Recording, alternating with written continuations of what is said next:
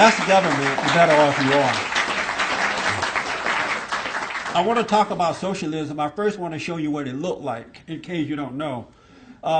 50 years ago, the government came in under Lyndon B. Johnson, and they told black Americans that you don't have to work, you don't have to worry, slavery had kept you down, we're going to take care of you, don't worry about it. And so black folks said okay to that. But the government said that in order for us to take care of you, you cannot have a man in the home. You can't have a father. And for some reason, the black Americans said okay to that. And the government became the daddy of the family, and the so-called black leadership became the head of the people. And it's just been downhill ever since. It is so bad that the black community is in a state of emergency at this point. Whenever the government takes over your life, things get worse. For an example, within the black community, as a result of government becoming the daddy of the family, you have 70% of black babies born out of wedlock nationwide. And in the state of Indiana, 80% of black babies are born out of wedlock in one state alone.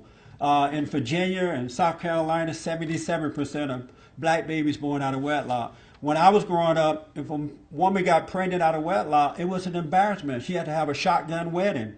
One of my worst fears when I started dating at the age of 15 or 16, I made a promise I was not going to have sex because I didn't want to make a baby and get married.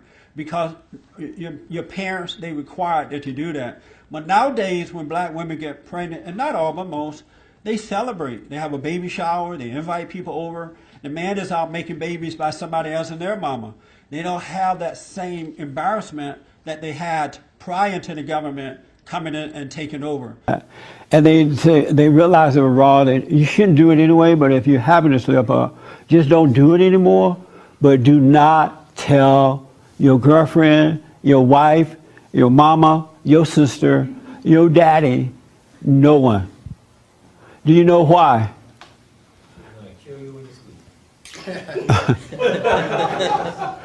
What do you think about that? What I just said? Don't tell. If he should cheat, he should not tell you, right? I could see why you'd say that because I guess ignorance is bliss, or it's better to not know. But on the other hand, like, I honestly wouldn't want. I don't know if I'd want to know or not right now at this point in time. I don't know. You don't know if you would want to know or not? Yeah. Believe me, you don't want to know. Mm-hmm. Because once you know, the trust is gone. And you can never get it back. And it doesn't matter what he does. He could walk on clouds. Jesus can come and live with him. You still won't believe him because Satan won't let you believe it again. And once that trust is gone, it's hard to get it back. Mm-hmm. That makes sense? Makes sense, yes. Now, Satan's going to make you think you want to know. And I notice that society is teaching men now to tell women everything. That's a horrible mistake. Because once you tell them, it's over. The relationship is over. And now the man is doing everything he can do to prove that he's not doing it anymore. And the more you do, the more she requires of you. And then after a while, you just say, forget it. Because you can't make a person that doubt you believe in you. You can't make it. They're going to either believe or not. And believe me, most women, not all, don't ever forget. I remember this one girl I started dating when I was about 15 or 16. So we had high school puppy love thing going on. And then when I graduated from high school, just before I graduated, we broke up. She was my first girlfriend. And so I didn't see her and talk to her anymore until 40 years later.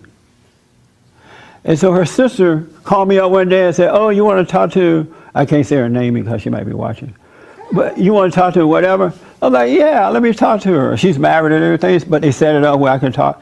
Do you know the first thing she said to me? You used to cheat on me.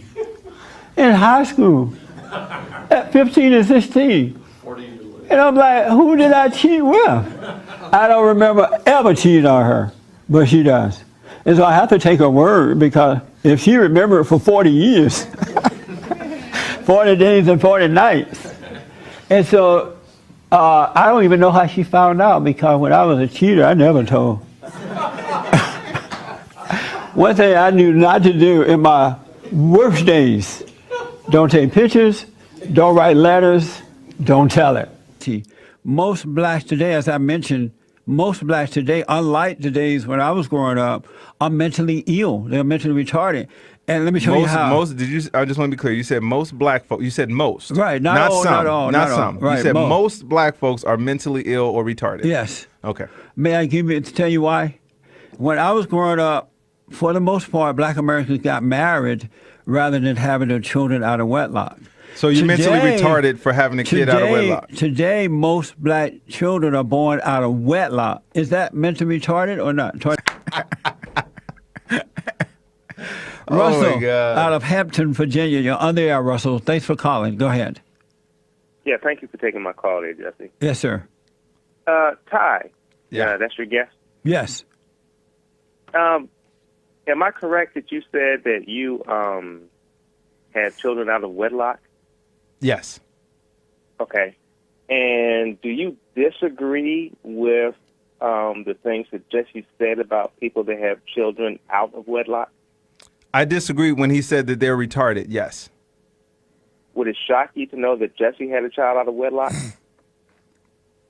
Okay. That still doesn't change the fact that making a statement of saying having a kid out of wedlock makes you retarded. But doesn't that kind of show his hypocrisy that he has those strong values and those strong opinions? Oh, of course. But that's what I'm trying to tell you, dude. When I had the kid out of wedlock, I didn't have those values. I was retarded. No, but do you see my point, though? I was retarded. Do you see my point?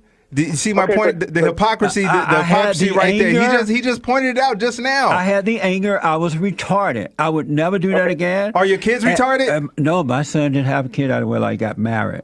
Thank you. Okay, but was he retarded? I overcame that, and so I taught him different values. Hey, thanks for pointing that out, bro. Yeah, that's real good, Russell.